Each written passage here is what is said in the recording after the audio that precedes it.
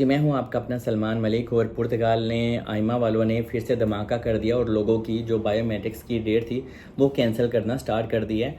और बहुत ज़्यादा नवंबर वाले लोग भी मैसेज कर रहे हैं कि सलमान क्या हमारी भी डेट कैंसिल या चेंज हो सकती है। कि एक चीज़ बताता हूँ, क्योंकि आपने बहुत ज़्यादा अलग अलग टाइप के क्वेश्चन किए हैं और सारे के सारे मैंने ये लिखे हुए हैं जो आपने मुझसे पूछे हैं।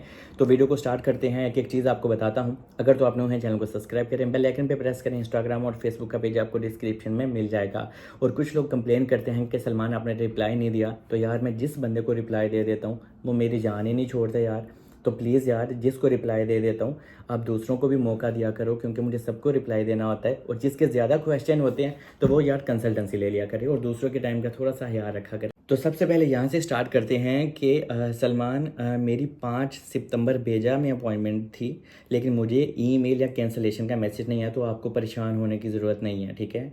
तो ये मोस्टली आ किन को रही है या कैंसिल इन्होंने किन किन लोगों की है?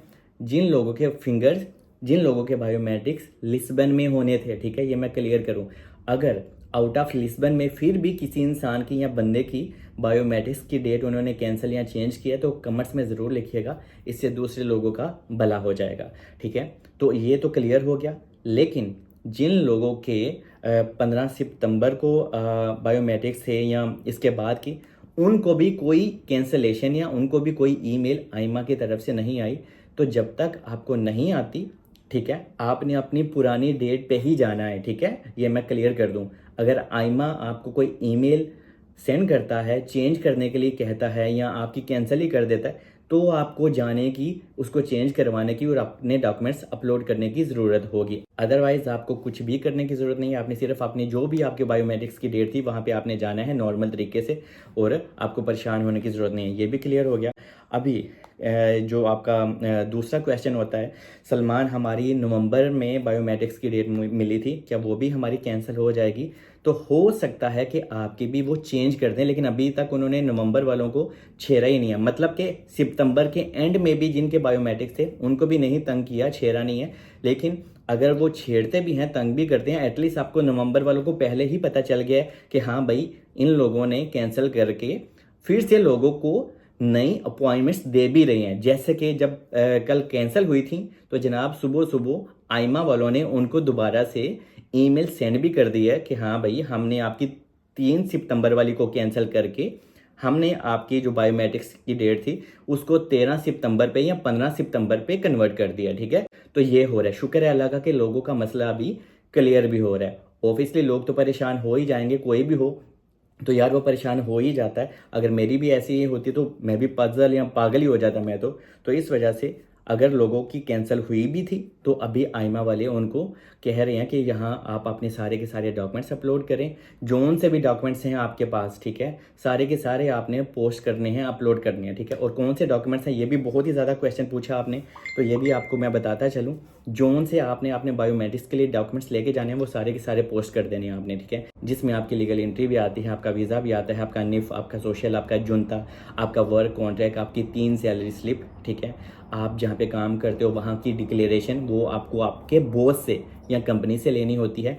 और ACT पेपर, ये पेपर क्या होता है, ये मैंने वीडियो का लिंक डिस्क्रिप्शन में डाल दिया है, वो आप देख सकते हैं कि मेरा ACT पेपर किस तरह का था और वो क्या होता है। वो भी डिक्लेरेशन ही होती है, आपको अपनी कंपनी या आपके बॉस से मिलती है, ठीक है। वो भी आप अपलोड कर दीजिएगा और आपको अपनी PCC भी अपलोड करनी थी। और ये सारे के सारे वही डॉक्यूमेंट्स आपने अपलोड करने थे जो आपने साथ लेके जाने थे जहाँ पे आपके बायोमेट्रिक्स होने थे। तो यार सिंपल सा था, लेकिन कोई बात नहीं, ये भी क्लियर हो गया कि कौन कौन से डॉक्यूमेंट्स आपको अपलोड करने थे। और यहाँ पे भी एक कमेंट से आया हुआ है, पता नहीं आपको नज़र आता है कि नहीं आता, कि सलमान मेरी 6 सितंबर को बायोमेट्रिक्स है लेकिन मेरी अपॉइंटमेंट कैंसिल नहीं हुई। तो यार जिनकी कैंसिल नहीं हुई, नो वरीज, आपने पुरानी डेट्स को ही फॉलो करना है, ठीक है। और जी, ये पुर्तगाल आइमा वालों ने सारे के सारे तजर्बे आप लोगों पे, हम लोगों पे ही करने हैं, क्योंकि जब तक हमने रहना है तो यार ये सिस्टम हमें सहना होगा और बर्दाश्त करना होगा, ठीक है। कोई परेशानी वाली बात नहीं है। ऑब्वियसली यार लोग परेशान हो जाते हैं, लेकिन साथ ही वो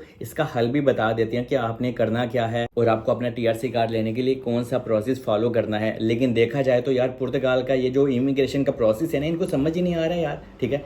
इतना फुद्दू सा है, अब मैं क्या ही बोलूँ, ठीक है। इतना अजीब टाइप का है ना कि इनसे संभाला ही नहीं जा रहा। आसान सा हल है कि पुर्तगाल एक नया सा पोर्टल लॉन्च करे, कंप्यूटराइज सिस्टम बनाए, अच्छी तरह से हो जाता है यार। लेकिन यहाँ पे ये है कि आईटी के इंजीनियर के स्टूडेंट भी नहीं रखे तो क्या ही इनको पता चलेगा।